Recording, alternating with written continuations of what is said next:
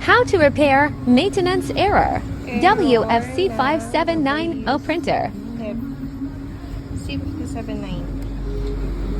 H. So, ang H niya ay itong part. So, ito. Then, kukunin natin ito. Then, kukunin natin itong box. Need siyang i-reset or i-check yung waste. Baka marami na naman. So, ito, wala pa masyadong naman. So, i-reset na lang natin siya. Kuha lang natin yung resetter. Ito yung reset. Ito yung resetter. So, ganito siya. Tatapat mo yung board dito.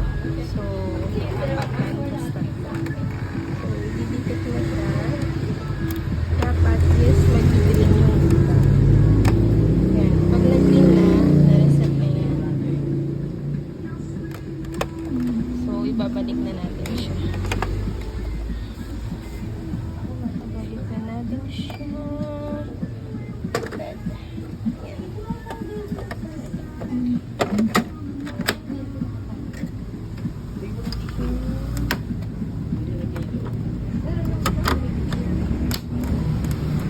Wala ko TV yan. Ano niya?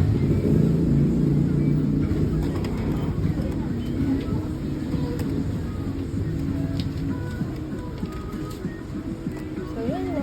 Wala na. Error. Pwede na ulit mag-print.